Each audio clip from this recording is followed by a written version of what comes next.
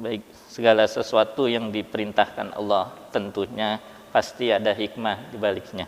Oleh sebab itu hukum dari berkurban pun berbagai macam. Kalau Imam Syafi'i yaitu sunnah muakkadah. Kalau Imam Malik itu menjadi wajib buat orang-orang yang mampu. Hambali dan Hanafi adalah wajib bagi orang yang tinggal di negeri yang kaya. Oleh sebab itu pantaslah kita di sini membahas bagaimana hikmah dari berkurban tersebut. Yang pertama adalah tentunya mendekatkan diri kepada Allah Subhanahu wa taala. Dengan cara kita berkurban, Allah meminta, bahkan firman-Nya yang sudah saya sampaikan, inna a'tainakal kautsar. Sesungguhnya kamu Muhammad sudah diberikan nikmat yang sangat luar biasa. Kalau sebab itu fasholli lirabbika wanhar, salatlah kamu dan lakukan kurban. Oleh sebab itu miris di zaman sekarang ini orang rela menjual, membeli sepeda motor, rela mengkredit sampai tahunan, membeli sepeda untuk melakukan hobinya, sehingga ketika ada perintah di tahun ini kita untuk melaksanakan kurban, dia hanya beralasan tidak punya duit, padahal uangnya itu sangatlah luar biasa banyak, sehingga Allah mengatakan Allah sudah sangat sekali banyak memberikan nikmat, coba sedikit gitu, pasti kamu bisa. Karena itu dengan hikmahnya ini adalah mendekatkan diri kepada Allah Subhanahu wa taala. Yang kedua, setiap helai atau bulunya itu dicatat oleh Allah sebagai nilai pahala. Bayangkan, tidak ada amalan-amalan pun ketika berkurban itu satu helai bulu pun, satu kukunya, tanduknya itu pasti mengandung nilai pahala di sisi Allah. Karena apa? Kita berpikir, itu kan hal-hal yang tidak mau dimakan oleh manusia. Tanduk siapa yang mau makan? Ya kan? Bulu siapa yang mau makan? Kuku siapa yang mau makan? Disitulah Allah mengatakan sedikit pandangan manusia yang jelek itu sudah dibalas oleh Allah hal-hal yang baik di sisi Allah Subhanahu wa taala. Ini yang diriwayatkan oleh Imam Ahmad dari Ibnu Majah. Oleh sebab itu sunnahnya ketika kita menyembelih hewan kurban, maka carilah bulunya yang banyak gitu kan. Karena disitulah satu helai bulu itu mengandung nilai pahala di sisi Allah Subhanahu wa taala, kukunya, tanduknya, semua, bahkan darahnya pun sebelum darah itu jatuh ke tanah itu sudah diterima oleh Allah Subhanahu wa taala. Yang ketiga adalah tidak ada amalan yang paling disukai oleh Allah dan Rasulnya ketika hari raya Idul Adha adalah dengan berkurban.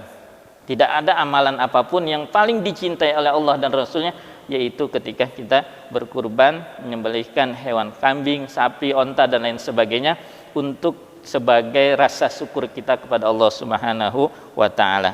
Yang keempat adalah ciri sebagai umat Nabi Muhammad sallallahu alaihi wasallam. Bayangkan, kambing itu sudah mulai dari sembelih dari zaman Nabi Ibrahim sampai zaman Nabi Muhammad enggak pernah punah. Kalau enggak secara logika, binatang-binatang pun pasti yang terdahulu sudah punah.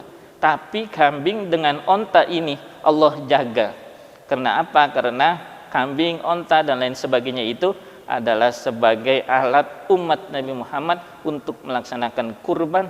Bahkan kambingnya pun Allah jaga sampai ila yaumil qiyamah. Yang terakhir adalah mengenang kecintaan kita kepada Nabi Ibrahim alaihissalam. Nabi Ibrahim ini gelarnya sangat banyak. Yang pertama adalah sebagai Khalilullah, kekasih Allah. Yang kedua adalah Abu Ambiya, yaitu bapaknya dari para Ambiya dan Rasul, yaitu dari lahirnya Nabi Ismail turunlah kepada Nabi Muhammad sallallahu alaihi wasallam. Oleh sebab itu hikmahnya berkurban sangatlah luar biasa, banyak yang kita petik dari hikmahnya berkurban. Salah satunya adalah mendekatkan diri kepada Allah, rasa syukur kita kepada Allah Subhanahu wa taala atas nikmat-nikmat yang Allah berikan terhadap kita. Sedikit yang Allah pinta. Kenapa? Kambing ini akan menjadikan kendaraan kita. Kata orang-orang tua kita dahulu, nanti ketika kita menyembangi jembatan Shiratul Mustaqim itu akan menjadi kendaraan. Ternyata hadisnya pun sahih bahwasanya tanduk ya, bulunya, kukunya itu akan menghampiri orang yang berkurban ketika di dunia, sehingga menyelamatkan orang tersebut ketika menyeberangi jembatan Shiratal Mustaqim. Ya, kendaraan dunia kita bermewah-mewah, membelakan dengan cara utang dan lain sebagainya. Bagaimana kisah-kisah ada seorang pemulung yang tahun ini berkorban 3, ya.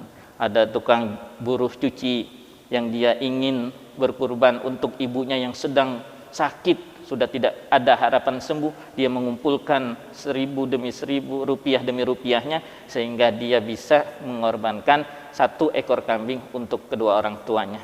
Bagaimana kita sanggup membeli sepeda dengan harga jutaan, sanggup membeli rumah dengan mencicil berjuta-jutaan, tapi kita hanya disuruh Allah beli kambing yang harganya 2,5 atau 3 juta.